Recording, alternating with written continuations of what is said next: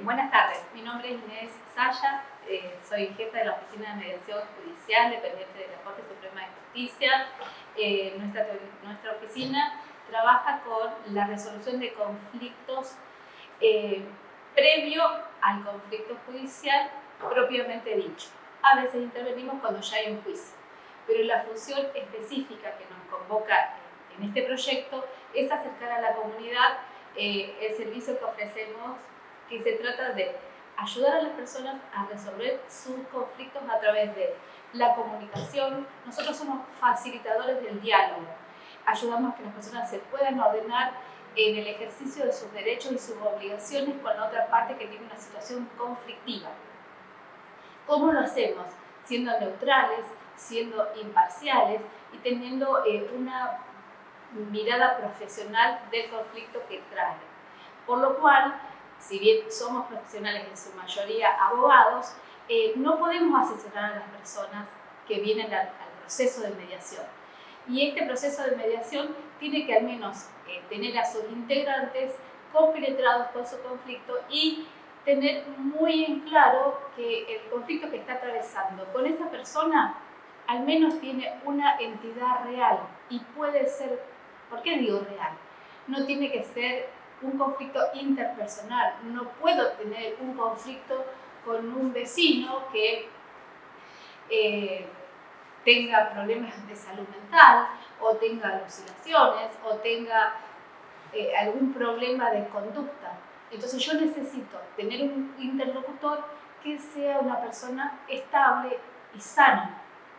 En el caso de que no fuera así, que ha pasado, de tener que intervenir en familias que han tenido algún familiar con alguna afección psiquiátrica, intervenimos con los responsables y los vecinos. Siempre encontramos una manera de generar un abordaje. Cuando decíamos de tener conflicto, una noción clara del conflicto, ¿qué es una noción clara? Es saber si hay un derecho protegido al conflicto que yo tengo, no tener una idea caprichosa de que yo tengo que o tengo derecho a algo. Tengo que tener un sustento jurídico que avale mi pretensión. Por eso es fundamental que quienes vayan a entrevistar a las partes puedan escuchar pacientemente el discurso de la persona, qué es lo que está necesitando. Por ejemplo, si esa persona tiene un conflicto de medianería con su vecino, va a tener que asesorarlo sobre las obligaciones del tipo de medianera que tenga con su vecino. O si tiene un conflicto con el uso del patio de un Fonavi, por ejemplo, saber cuáles son los posibles derechos que pueden tener en un espacio común, que esa persona indebidamente lo utilizó como una cochera o algún kiosco, por ejemplo.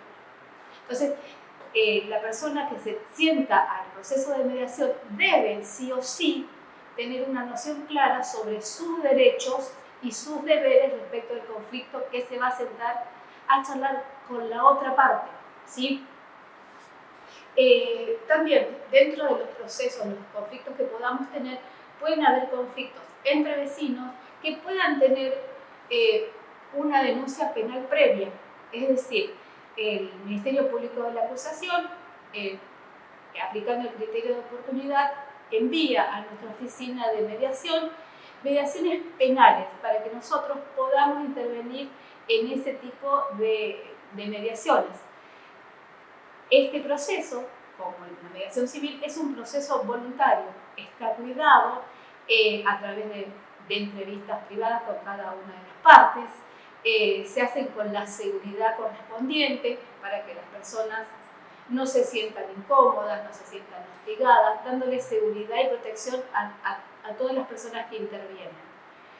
Por eso insisto muchísimo con el tema de la seguridad con que se va a entrevistar a las personas, la información que se va a brindar y sobre todo las posibles expectativas que puedan surgir de la mediación. La mediación es un método de resolución de conflictos voluntario. El mediador no tiene la potestad que tiene el juez para obligar a las personas. Las construcciones de la mediación surgen del consenso de las partes. es decir, de respeto y la necesidad de tener una vida pacífica dentro de la comunidad. Para eso necesitamos recabar una información fehaciente de los nombres, del domicilio, para el cual nosotros podamos notificar a las personas, para que las personas que quieren participar de este proceso, si es en el campo, puedan saber que la mediación se va a realizar a los 15 días, porque necesitamos tiempo para notificar a las personas.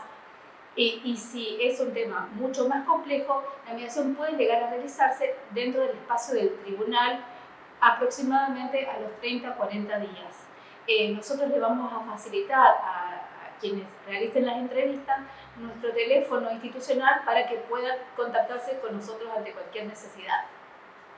Y también disponible al partes también. Respecto de la mayoría de las mediaciones que nosotros hacemos, un ámbito muy solicitado es, dentro de las requeridas de la oficina, son las mediaciones de familia. Las mediaciones de familia tienen una complejidad y tienen sus limitaciones.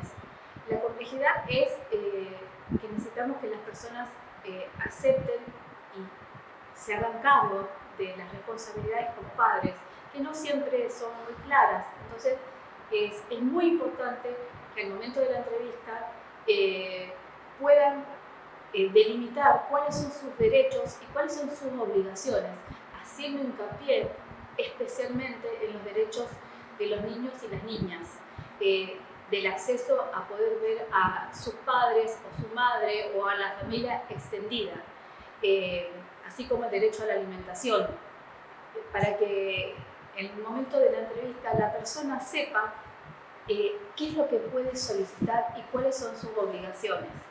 También existe la gran limitación que es de la prohibición de mediar en situaciones de violencia doméstica o violencia de género.